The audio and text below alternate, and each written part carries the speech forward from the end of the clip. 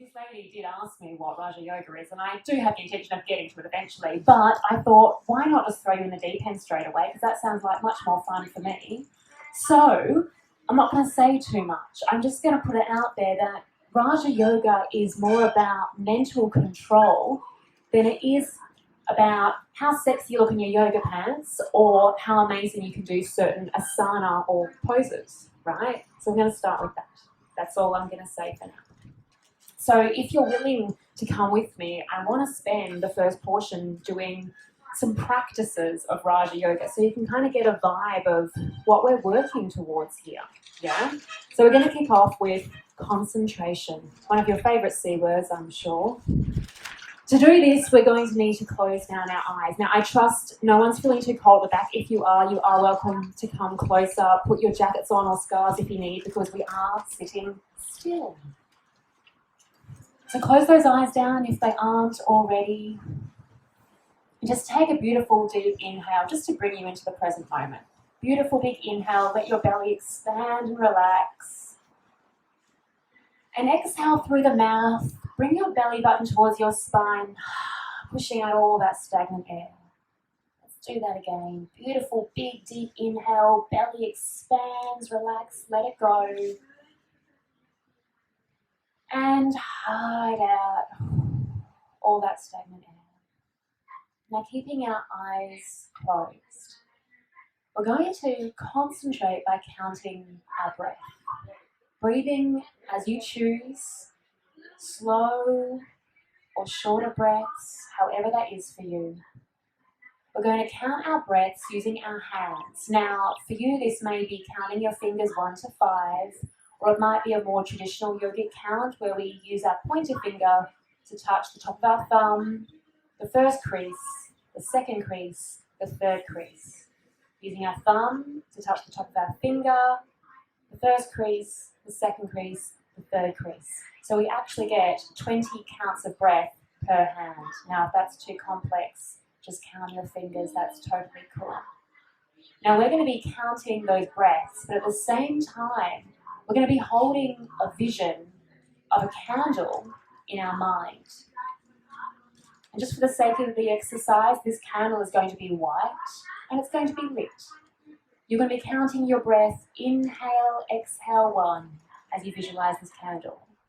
Inhale, exhale 2 as you hold the candle. I'm going to leave you now for a moment, just a moment, to work towards this. Trying not to let anything external bother you, counting your breath while you see this clear image of the lit white candle in your mind.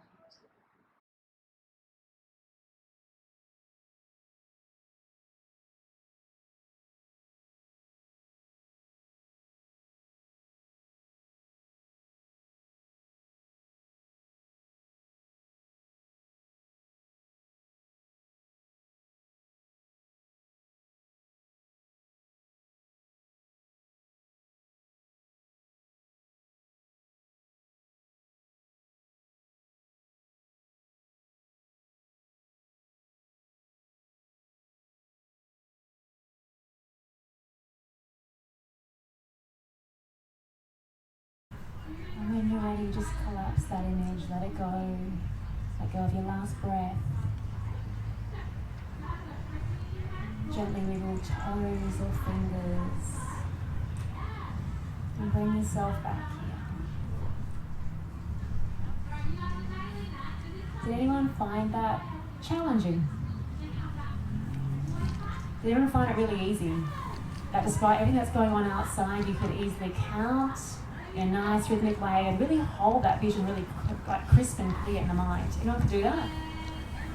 Awesome. And did anyone find they could do that the whole time, or did you drift and then come back? Drift and come back. Yeah, that's pretty normal. So that was easy, right? Simple, but not easy to do for a long period of time. Should we take it up a level? Yeah, I love the enthusiasm. Let's do it. It's been wild on a Saturday afternoon. Okay, we're going from concentration to visualization. So if you're happy to join me again, please close your eyes down, get comfy in your spot. And this time we're going to do what's called shaping a new place. So take a beautiful inhale and exhale like we did just before, just to prepare and bring yourself here, present, listening to my voice, not distracted by anything else that's going on around us. I want you to now bring your awareness to your mind's eye and see yourself standing in a purple field. And this field is filled with purple grass as high as your knees, as far as your vision can see. Purple grass. And as you're standing in this field and feeling a different presence than you felt before, you also start to pick up a scent, an alluring, almost intoxicating scent, and it's coming from the side. And you turn and follow this scent, and it leads you towards a giant stone archway. And as you walk towards this giant stone archway, you wonder, how long has this been here for? Who or what created this stone archway? And you find yourself drawn to walk underneath it. And as you walk out and through the stone archway, you see either side of you, almost creating like a path, these flowers in tight buds. And the scent that you were picking up on before is now stronger than ever. Because as you take a step along this path, these flowers begin to open and unfurl, blooming either side of you in the most vivid colours you have ever seen. Red, yellow, pink, green, orange, unfurling and opening either side of you as you pass, if they're responding to your presence. And you know you're on the right direction of this path. But you know there's something else calling you. Beyond this scent, it's like a feeling pulling some part of you. And so you follow it and continue down this path until right before you, almost like a mirage appearing, this giant cascade of golden light begins to fall down in front of you, at least a meter before you, crushing to the floor. Its force, its power, its presence, captivating every part of you. You cannot move but look at it. And this golden light, it seems to have a wisdom about it, a beauty, a truth, as if it's carrying something of ageless wisdom and time. And now, slightly curious, you extend a hand towards this giant luminous light waterfall and feel something traveling through your fingers, through your hand, down your arm and towards your heart space. And just like that, you feel a connection with this luminous waterfall of light, this place. And you realize you are not separate, but you are one, connected, part of this ageless wisdom and beauty and light. And you place your hand over your heart in a sense of knowing that this is what you are.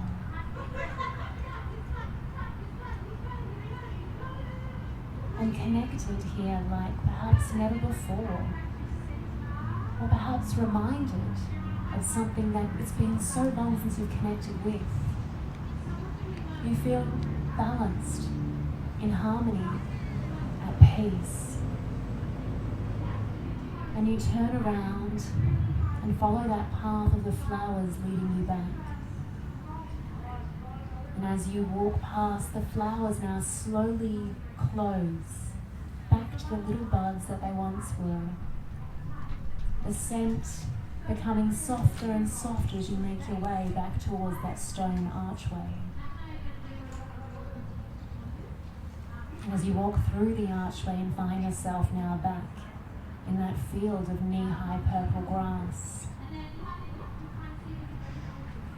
knowing you can go back there at any time, knowing that you carry this wisdom with you always. You gently exhale your last breath and collapse that vision of this space you've created. Letting it go now. Bring awareness back to the here and now.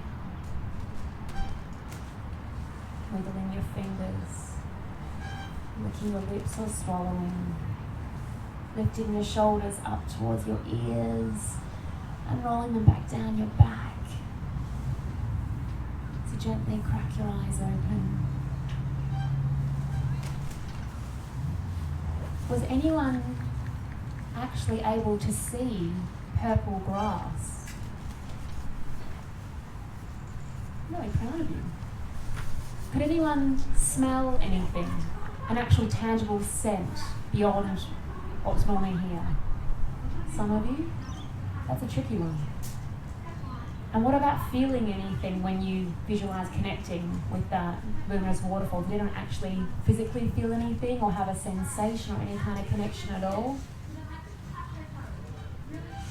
It sounds really simple, but we don't often have the ability to do these kind of things with ease. So the third practice I want to do before we dive into a bit more of the wisdom, if you're ready to come with me one more time, is a goal-setting practice.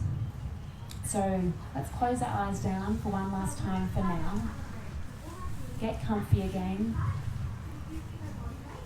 We're going to take this up one more notch. Exhale that last breath. And take a beautiful inhale to bring yourself into a fresh state of mind. And let it go. And now I want you to bring to mind a goal. Something that is honestly, truly, legitimately important to you. Something you want to bring to this world, that you want to manifest, that you want to experience, that you want to do to help yourself be a better version of you, or something perhaps that you want to bring to the world to help people because you know you're here to serve. Bring this goal to mind. It can be big or small, whatever it is. And now with this goal in mind, we're going to add to that. You need to hold this goal in mind while now also bringing 5 ways of achieving this goal into your mind at the same time. I'm asking you to hold 6 thoughts at once. What are 5 ways you can attain this goal? And can you see them, visualize them, hold them in mind at the same time as seeing and holding your goal? I'm going to give you a moment to work with holding that.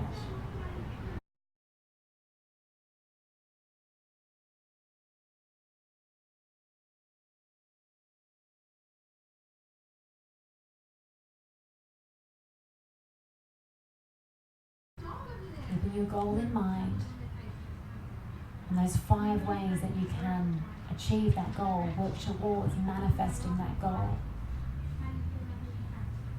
And now I want you to just go one step further and start to think of comparing and contrasting these ways of achieving your goal. Which way will go first? What way of achieving the goal is where you'll start, and what will be last? Is there an order? Try and cross-reference. Try and even follow one line, one way of doing it, and see how far it takes you before you come back and go, no, I need to do the second way of attaining my goal.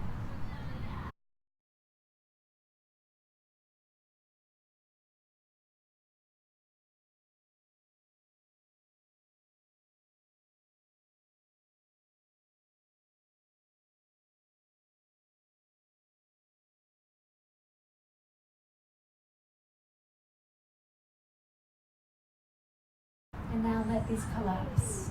Let it go. Let go of it. Take your last exhale and let that go too. And bring your awareness gently back into the shala now with us here. Having a little stretch or movement. Swallow. Crack your eyes open when you're ready.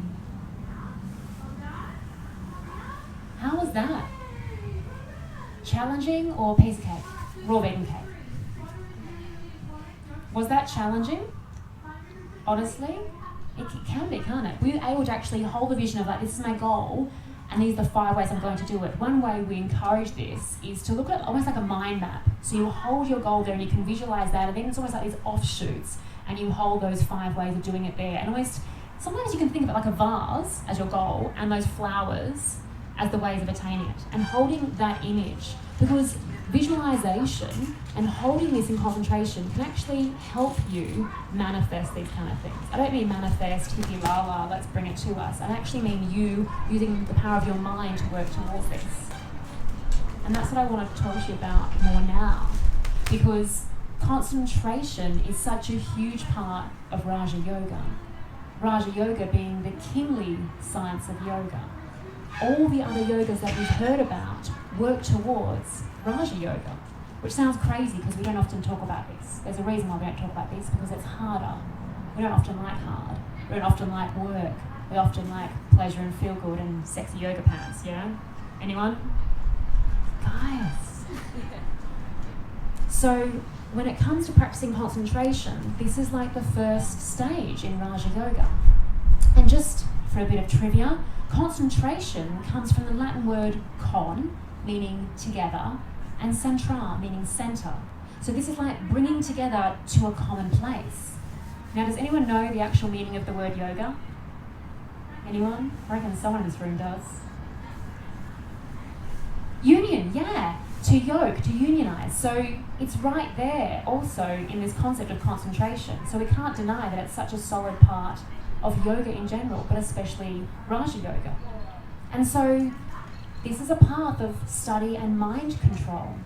It doesn't sound sexy, but this is what can actually change your life if you learn to do it properly. Have I lost anyone here yet? No? Okay, we're all attentive, good students. I appreciate this. So yoga, as we kind of know it, is one of the 6 kind of schools of Indian philosophy. And this is kind of like why we have different people liking different things. There's variety. We can choose what resonates with us. After this today, you might be like, hell no, Raja Yoga is not for me. Some of you might be like, actually, I'm curious, I want to know more. Like anything, right? Until we try and explore, we don't know.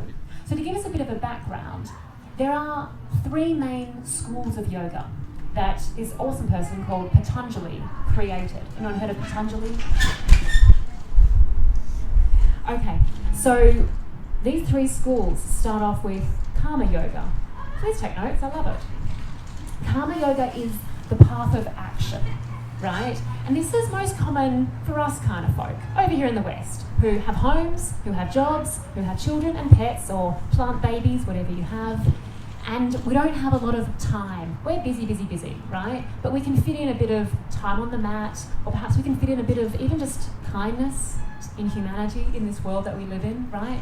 So karma is much more, I guess, simple, and it's a path of doing things all in the pursuit of that yoking, of that union that this lovely lady told us about. Still the same goal, right? Then we have Bhakti Yoga. Anyone heard of Bhakti? It's pretty popular. Why? Because it's kind of almost natural. Bhakti is like the path of worship and devotion. Some of us love the idea of lighting a candle and some incense before we unfurl our yoga mat. And this is really something that's popular in the West also because ritual is very heavily ingrained in the old ways of doing things for humanity. There's something about it that we love. Anyone here have their own rituals besides brushing their teeth every day and showering? Yeah, we like ritual, don't we? I happen to like rituals too. So this is a path of the heart. It's a path of feeling good, and the emotions are very much connected. So Bhakti Yoga really does connect with a text called the Bhagavad-Gita. You may have heard of this text. Yeah? Anyone got a copy of the Bhagavad-Gita at home? Anyone read more than a page? It's a bit of a big text, I know. I think we'll get there eventually. We might read the book before we leave this life. This is kind of like, I guess, Bhakti Yoga mixing the devotional side, but there's also an asana practice, and that kind of asana practice is known as Hatha Yoga. So if you like this, you're probably going to combine those two. But then we've got the next yoga. If you don't just want to feel blissed out and in that emotional space, you might be curious more so about the path of knowledge, which is Jhana. This is about the philosophical aspects of yoga. This is if you're curious about the learned yogis, those who actually came before us and who know their stuff. If you've ever picked up a yoga textbook, or if you've ever been curious about listening to a teacher sitting there and talking to you in that capacity, yet still heart-based, sharing stories about, monks or Buddhists who had these experiences with their yoga teachers and feeling a certain way and connecting with their heart, that's often what you're going to get still with this philosophy. So after those three, you're then perhaps ready for Raja, because Raja combines all of this, but then brings in the power of concentration and mind control. So Raja doesn't necessarily do those asana things, it's done them already, and it's ready to go up to the next level. Does that kind of make sense? Yeah? So what makes Raja more challenging, I suppose, is that when it comes to the 8 limbs of yoga, which you may have heard, 8 limbs of yoga, Raja focuses on the latter 4. Most of the things that we've done, probably almost everything you've done here today, concentrates on the first 4. Now, you may or may not know about these limbs of yoga, so I'm just going to give you a little bit of an explanation so we can kind of paint a picture of where, ideally, we're all actually going, even if we don't know it, right? So the first limb of yoga is yama. And this is something that we don't do. Yama are the restraints. So what don't we do? We don't lie. We never lie, right? No? You guys, you're so loud, it's overwhelming. We don't steal. And we don't cause harm. And harm's a tricky one, because the concept of practicing harmlessness isn't just not doing harm physically, like I'm not going to push you around or kill someone. For some people, they see it as not eating animals, so a physical thing. But harmlessness or harm can also be done with our feelings, because you can feel really dark towards someone. It can also be in our mind, because we can have really hardcore judgmental thoughts and they can be about ourselves. Anyone ever had a hardcore judgmental thought about themselves? Yeah. So that's creating harm. And just keeping in mind like how simple it is to kind of break one of these rules as such shows us that that's the first limb of yoga. We haven't perfected it yet. We're not masters of that yet. But we've got to work at it, right? Step up, show up and do the work. But it just keeps us a little bit humble going, oh yeah, okay, I've got a bit of work on that one still to do. Yeah? And then we've got the second limb, which is niyama. These are the observances, things that we do, like be kind, have compassion, non-judgment, humility, like I touched on. But also, if we want to truly live a spiritual or a conscious or a yogic or a Buddhist or an esoteric or a tantric way of life, we've got to study and we've got to practice. Like anything, I mean, there might be some surfers here or some dancers or some artists or whatever it is that we also do in this world, we've got to practice, right? You can't be a professional anything or live a life of whatever without always getting up, showing up and doing it daily. Does anyone have a practice or some kind of art or process that they actually do daily because they want to work at perfecting it? Anyone? Anything? Yeah? What do you do? No? Anyone want to share what they do? You're a yoga teacher. Okay, so do you get on the mat every day or you do some form of practice? Yeah. And this is important for us to grow and evolve. We can't think we're going to get to a certain place, ever call us a teacher or a master or even live a spiritual life if it's just a part-time gig. There is commitment involved here.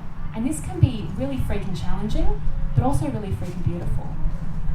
So moving on to the next limb, which you so know, it's probably the most popular of all, called asana, which is posture.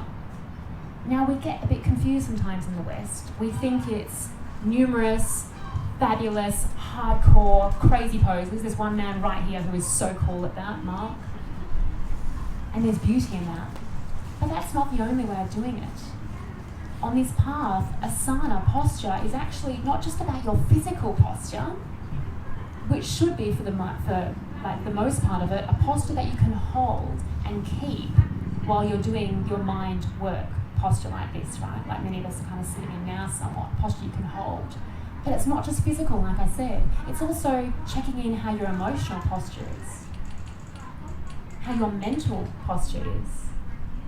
We get so caught up in our physical bodies that we forget, hang on a minute, we're not just a body. We also have emotions, and they control us pretty easily, right? We also have lots of shuddha in our mind. So we've got a mental body too. So it's so important on the path of yoga that we check in with ourselves and find out how we are in our posture physically, how we are in our posture emotionally, and how we are in our posture mentally. So if you want to close your eyes, or you just take a moment just in your own space right here, check in where you're at right now.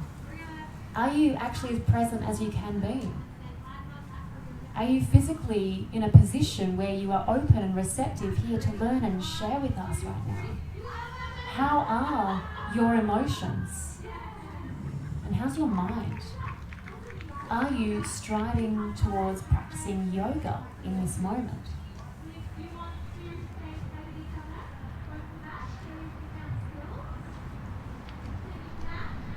Now we're going to move on to the fourth limb, which you may have also done a little bit of today. Another popular one, especially in the West, Pranayama, breath control. Now we have a bit of a thing here in the West where we think it is the breath. It's not the breath that we put our focus on. It's the control of the breath that we put our focus on. Controlling how long we bring in, controlling how long we pause or hold, controlling how long we exhale. That's the focus. The other thing which is really quite interesting is that traditional teachings in the East, those who teach breath control, actually also simultaneously teach their students psychological work. They work with them through their psychology, helping them understand their psyche, their mindset, where they're at. So I do put it out there to you, if you are working with a teacher who teaches pranayama and they're also not checking in with how you are psychologically, what's going on with you, then they may or may not have had the right training for you. So just be aware. There's amazing teachers out there. Some of them really know their stuff and some of them don't, like in any field of work, yeah? But it's interesting to know that that's how it works in other parts of the world, yet we often don't have that here. You might begin to know we have a different version of yoga here in the West. It's not really what the East calls yoga in some places. Don't get me wrong, there's a bit of everything, but we've got to use that discernment, make sure what we're doing is authentic for us and right for us for where we are in this moment. So they're the four preliminary limbs. Pretty basic stuff of what you should and shouldn't do as a moral, good, kind person in the world. And then the poses that we're used to and this control of breath. Everyone's probably experienced that somewhere along the line. But these next four are kind of less common. And this is where we focus in Raja Yoga, because we've done that and we maintain and we do that, but we put our direction of focus here. And this starts with the fifth limb, which is pratyahara. Anyone heard of pratyahara? Yeah? Oh, that's good. This is sense withdrawal. You might have experienced a little bit of maybe frustration or discomfort, or it was a little bit challenging when they were speaking over there and you were trying to do your concentration practice. Anyone find that slightly challenging? Yeah, it is, legitimately, because we are easily distracted by external things going on. So when it comes to sense withdrawal, what the yogis are trying to work towards is our senses not being stimulated, not controlling us. So when they're not controlling us, we're able to go within and control what's going on here.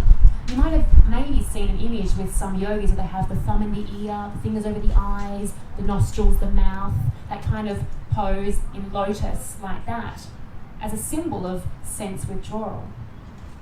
This helps us bring that concentration within ourselves, because how easy is it to be distracted and like, imagine right now if all of a sudden I was just like having a little stretch and just checking my Instagram. If you're like, what is this chick doing? But that's how we are. Have you ever gone and had like brunch or a meal with a loved one and they're on their phone? Anyone had that experience? I know I'm not alone with that. Yeah, okay. Just little things like that. We're so easily distracted by like noises and feelings, and I can really get a snack right now, or you're in meditation, you're like, oh my God, it's so itchy, or whatever it is. This is how easy it is to be distracted. So keep in mind, we've got a lot of work to do here, but it is doable. I just want us to remind ourselves that we're humble students on the path, yeah? Or maybe I'm the only humble student, I don't know. I am with teachers, I know that. So from the sense withdrawal, we then move to the next of the 8 limbs, which is dharana, and this is concentration. And we kind of dipped our toe in that. We had a little experience of that before, and we probably realised it's not so easy. Because here's the thing, actual concentration is about wielding the mind and holding it on one point of focus, one point of tension for as long as we choose. For some people that is days or weeks. That's an extreme example. But can you imagine actually just doing that for like 20 minutes, maybe 2 minutes? We kind of did it for like a minute, and most of us probably would have been like, oh, snack, itch, and we're back, yeah. That's the reality. We've got big work to do, and the thing is, you have the capacity to do it. We just got to know where we're at. And the reason why I'm kind of building up to this is because concentration we think is really not that hard, and we don't think it's that hard, and we especially don't think meditation's that hard. But the reality is, if you cannot concentrate on a point for, let's say, a minute or even 30 seconds, then you might not yet be ready for meditation. Because meditation is the next of the limbs, the 7th limb, meditation being dhyana. And this is like taking the practice of concentration, but not just prolonged concentration, it's more than that. It's also wielding the mind to understand the nature of all things. Wielding your mind, controlling your mind to understand the nature of all things. That sounds pretty far out to me, but that's what your minds can do. I think that's amazing. Like, you are actually amazing, right? Just so you know, you're amazing. We might not have experienced this yet because we haven't worked up to it. It takes work, it takes time, it takes commitment. But that's what meditation can do. That's only a fraction of what meditation can do. And the thing is, in the West, we often haven't been exposed to this. What we're more likely exposed to when it comes to meditation is mindfulness, is relaxation, is sometimes a bit of concentration. There's teeny tiny amounts of actual pure meditation. Why? Because it's hard, because it's not sexy, and because we often don't feel like it. Because if you've had a massive week at work, or maybe you've just gone through a breakup or something hard or intense, or you're just tired or whatever, you might just want to lay down on your bed and have some really awesome, chill person with a great accent just guiding you through some kind of sweet visualization. And that's fine. That's great. In fact, it might be perfect for where you are right now. That's exactly what you need in that moment. We sell that as meditation, but it's not. It's guided relaxation. Mindfulness, when they're asking you to be a bit more present and aware, or let's say, when you pick up the glass bottle, you're here with the glass bottle, I'm taking a drink of water, I'm not thinking about what I need to do tomorrow, which is like prepare for that meeting, oh my God. That kind of awareness and presence. It's not meditation either, but we sell it as that. So I share these with you not to like burst your bubble and to like, be like, I don't know, the Grinch who stole the yoga joy. But so we understand how, in the West, how we've kind of distilled and fabricated and turned things around really to sell, essentially. We've made a really massive, like, $1 billion market on yoga. We've kind of lost the truth of what it is. So it's nice to at least have a taste of truth, even if it means, great, I'm actually not as advanced and cool as I thought. But that's okay, because none of us are as cool as we think. Though at the same time, they're also amazing. Just keeping that balance in check. So keeping that in mind, we then, if we actually can get to true meditation after we've done the concentration, then we're on the path to Samadhi. Have you heard of Samadhi? It's not like a local town or anything. We don't get that that easily, unfortunately. Samadhi is super consciousness, and it's the complete union with higher realities. Like beyond this kind of tangible place. It's this complete rising beyond human phenomena. When I say human phenomena, this is like beyond us here in this form, this stuff around us. It's almost like you can't even imagine it until you've kind of taken one step towards it. Because sometimes we can't even get out of our own way to understand there's more than this. There's more than our little wants and desires. There's more than just our body. So I share these with you just to kind of give you an idea that this is a path towards your mind and towards mastering and conquering your mind. But we've got a long journey to get there. And wherever you are along your way, whatever you're exploring or experiencing right now is perfect and amazing for you. I just don't want you to think that that is all there is. It's never the end, my friends. Not in this lifetime, not in thousands of lifetimes for most of us, if you believe in reincarnation. If you're practicing yoga, then most likely if you believe in that part, you believe in the other part, I'd imagine. So this said, Raja Yoga is a mental school. A mental school, that's why we're sitting here. I'm sorry, no poses. And we can start to develop this through concentration and study. So there's things that you can study, like psychology or sciences or maybe even languages, things to get your mind kind of building new synapses essentially, creating new connections, expanding your consciousness, expanding your awareness, expanding your understanding of the world. Because we're here to learn and grow and evolve. And if we just keep repeating the same things that feels good, imagine if you just did that one guided visualization meditation your whole life. How would you ever get beyond that? Imagine if you just taught the exact same yoga class every day and didn't change and challenge yourself and challenge your students. Imagine if you kept reading the same novel or the same, Instagram feed, just like one person's feed all the time. We'd stagnate. We wouldn't evolve and grow as conscious beings that we're here to do. Grow and evolve, that is. So, you may have noticed this is probably the least sexy and exciting path of yoga. Anyone figured this out by now? Or is anyone totally enthralled by Raja Yoga? Yes? You're enthralled? I love this. 1 out of 75,000 people. This is like gold for me. But the reason why it's not sexy, I kind of said, is that, here's the surprise, people want to feel good. Who doesn't want to feel good? Anyone just totally not interested in feeling good at any point of their life? Okay, you guys are practically on your way to becoming masters.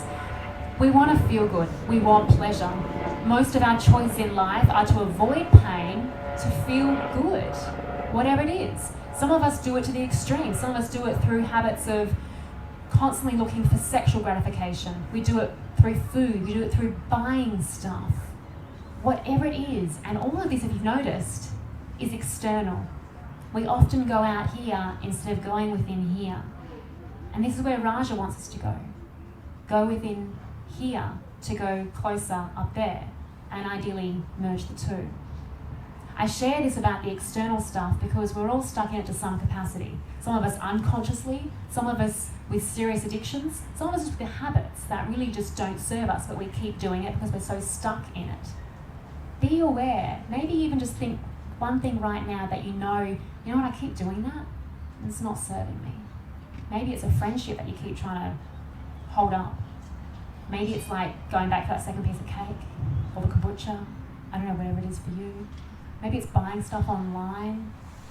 Be aware how your habits or addictions control you, control your actions, control your emotions, control your mind. It's pretty freaking powerful. And if that's controlling you, what are you controlling? Nothing. You are being controlled. That makes you a puppet, my friend, on a yoga mat. Not exciting in some ways, yet kind of revelatory in others, that we realize how these things affect us and that we're choosing to let them affect us. Raja Yoga is wanting you to work all your way past that, step by step by step. So it leads to controlling yourself, but it can also lead you to controlling your world, your experience of life. Does anyone here feel like they have complete control of their life, that their emotions are never erratic, that their thoughts are all in alignment, that they are an aligned being, having a very conscious life, 24/7? Anyone? Really? Just no one?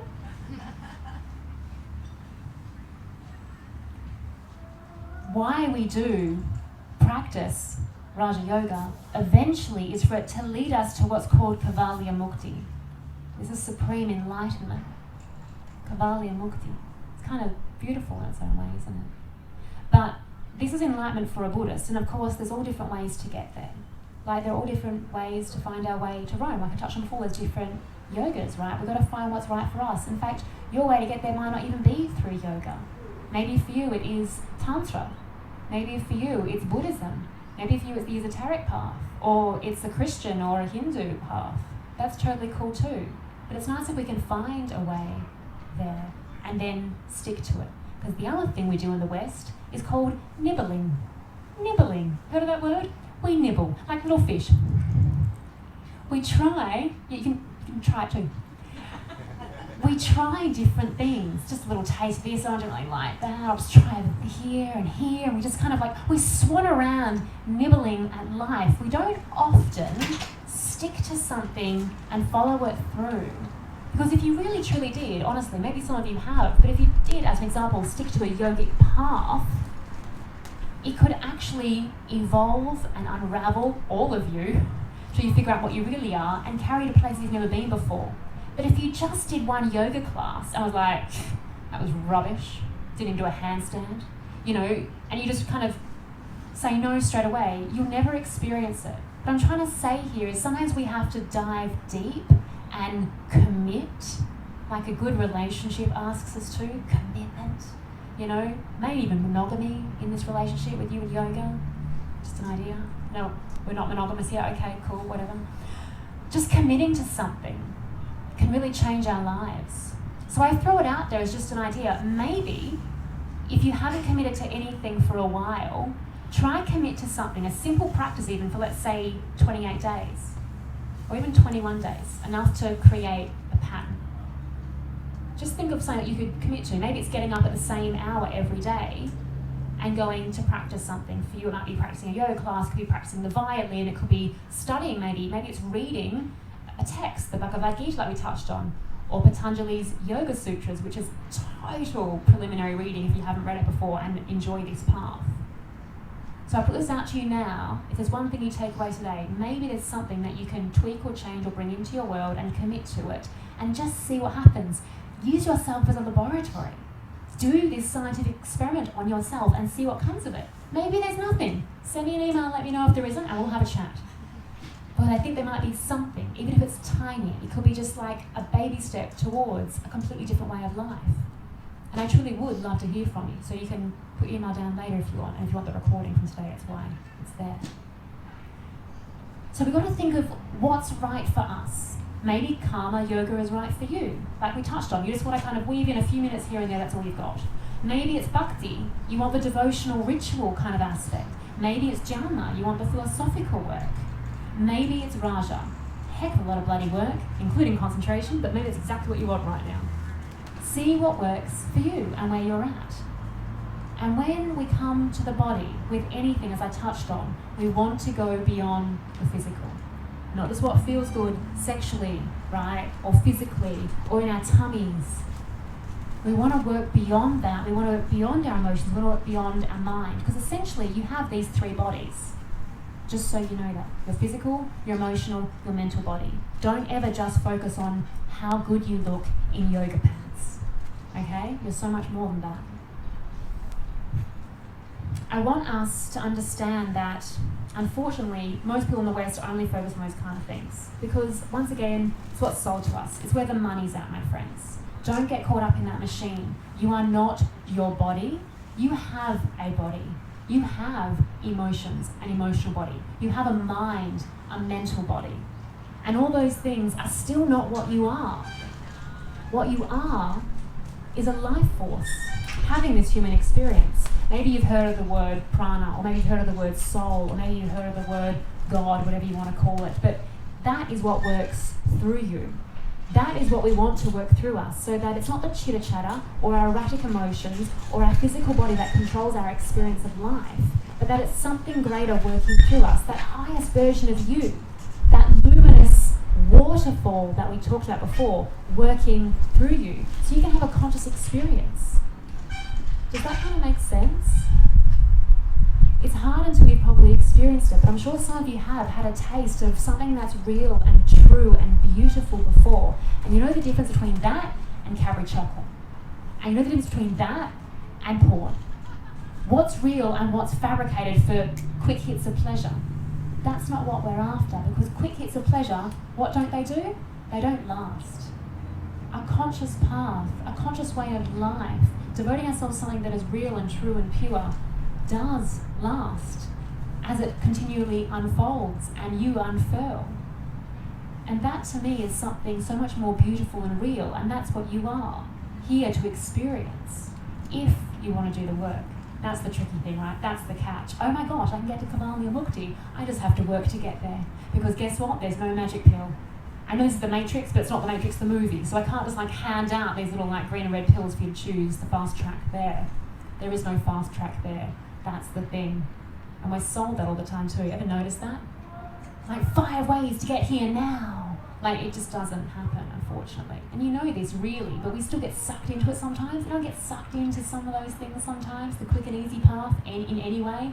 Whether it's a juice cleanse or making the next $1 million or all these Instagram followers.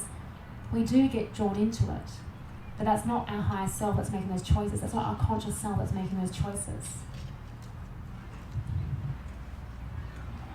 So in kind of knowing all of this, everything I've shared, everything comes back to starting with concentration. Everything. If you cannot hold your mind still for a moment, fully present in this space, here, now, and choose to stay there as long as you choose to want to stay there, and then subtract or come out when you want, you can't then be ready for meditation and these next phases. Would you like to do a final practice with me? Before you curl up and have little naps and the rain comes down? Let's check our posture, shall we? How's our physical posture? How's our emotional posture? Anyone ruffled by this crazy woman sitting up here? I think she's got to say. How's our mind? We don't stop the mind, we don't turn it off, but we can slow it down and help bring it to a point of presence. So when you're ready, I want you to close your eyes down. And I want to share with you, just to remind you, there are no limits to the human mind. There are no limits to your mind. And as we said, it's easy to concentrate on external things because we naturally focus outwards. But studying the mind, the object, our mind is internal. The mind studies the mind. This is an internal functioning. It can all be revealed to you, your great life questions. Am I a soul? Do I have a soul? Is there a God, divinity, source? Any of your great life questions can be answered, and this is what Raja aspires and works towards, helping you find these connections. Because all the knowledge in the world has been gained by the concentration of the mind. And if you know how to knock, the world is ready to give up its secrets to you, if you are ready. So if you are ready to truly know yourself, who and what you really are, you must know your mind, how to use the mind, and then know how to go beyond the mind. So let's just come together for one final practice and work towards this.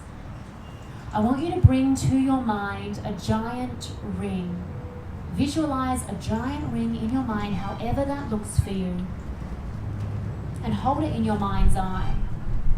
Now this ring symbolizes what we call a ring pass not. Nothing that we put inside it can pass out of it, and nothing outside can pass into it. What's outside your ring is not where your concentration goes. We let it go. We bring our awareness inside the ring. And inside this ring, we're going to place the image of a pencil. Find your pencil. Create a clear vision of it. Inside your ring, that is all that will be there. I want you to look at this pencil. The shape, the form, the texture. Is it sharp, or is it being well used? Are there bite marks on it from concentration? What happens if you turn that pencil around your mind's eye? Can you see the tip and down? And what if we spin it the other direction? What does the end of the pencil look like?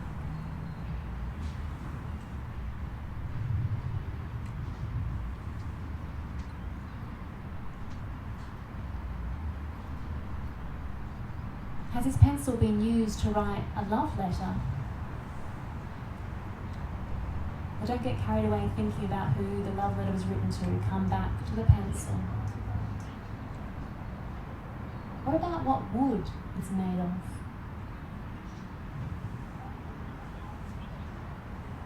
Don't think of the forest though. Come back to the pencil.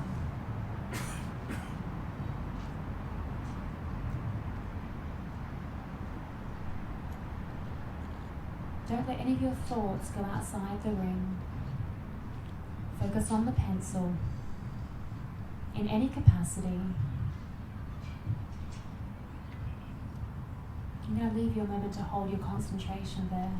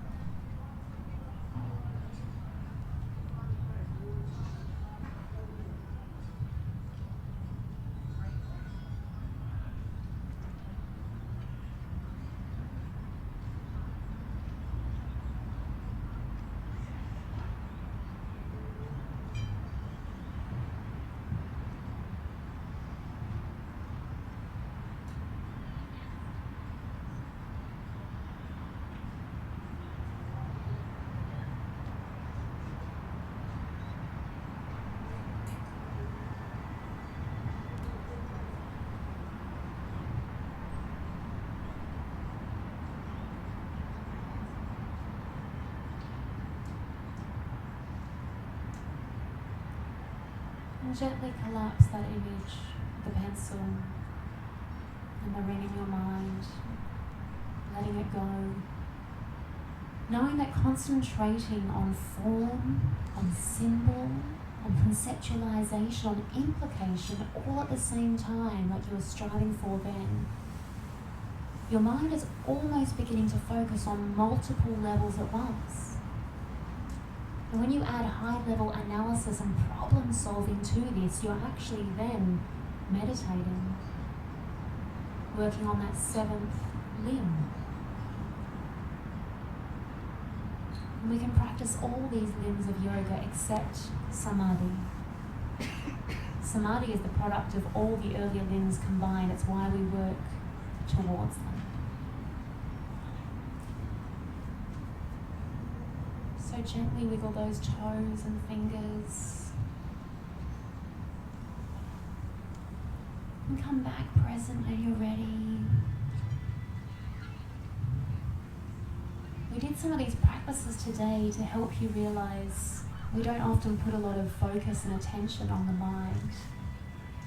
But if we don't learn to use our mind and discipline ourselves to work with our mind, how are we ever going to resist having that second piece of cake?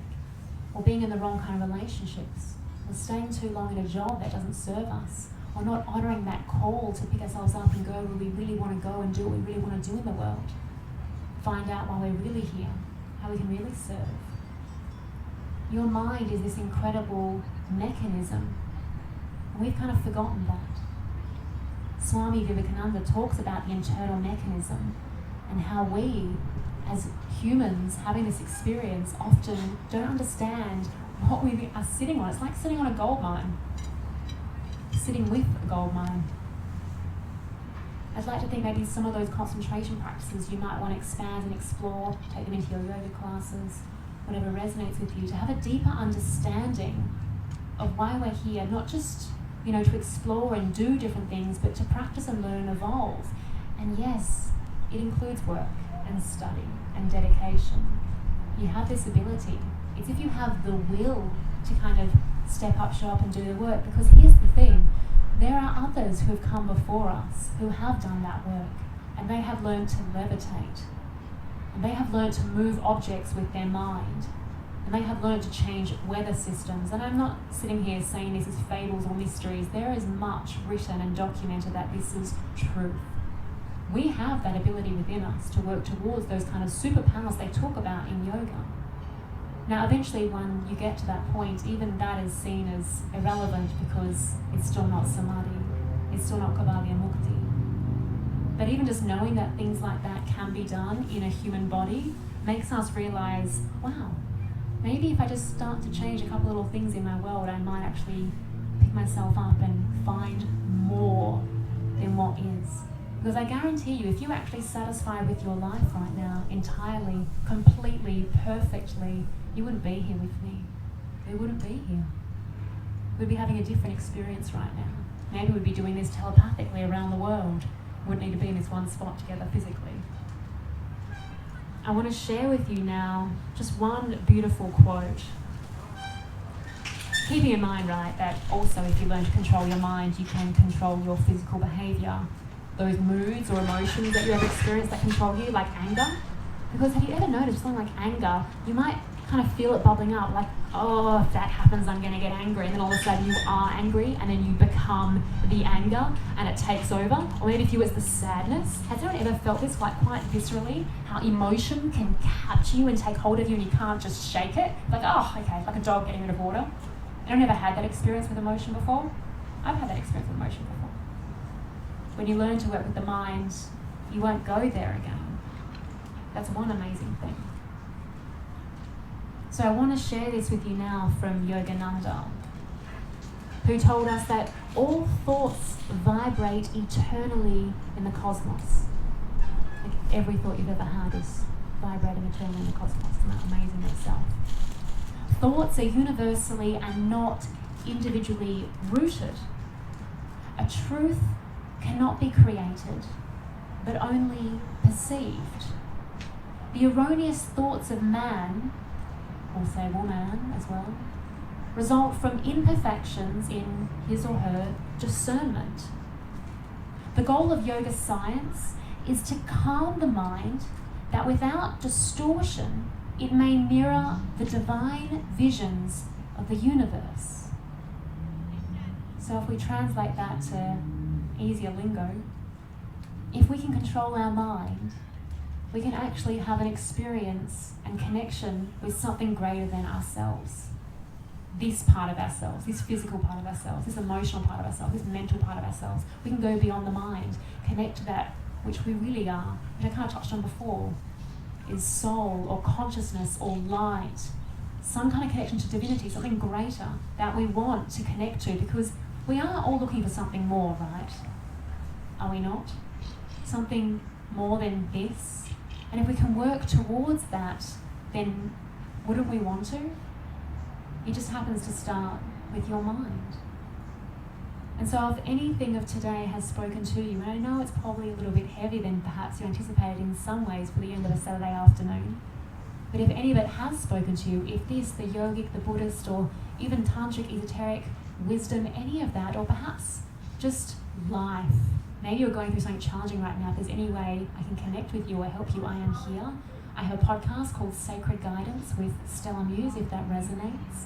Otherwise, if you'd like today's recording, or if you'd like the video or audio, you're welcome to put up your name and email here, and I will send that to you shortly to have, just so you can do those concentration practices again with me in your lounge room, or not. No pressure.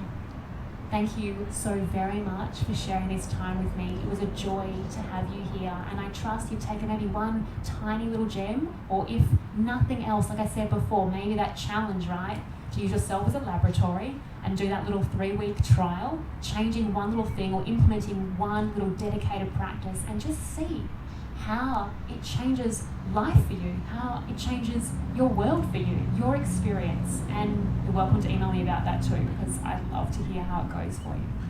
Thank you so much, Wanderlusters. Please enjoy the rest of your day, your weekend. Go get snuggy, have something delicious and nourishing for dinner. Enjoy the rest of your weekend. Take care. And if anyone has any personal questions, I'm hanging back, so you're welcome to come.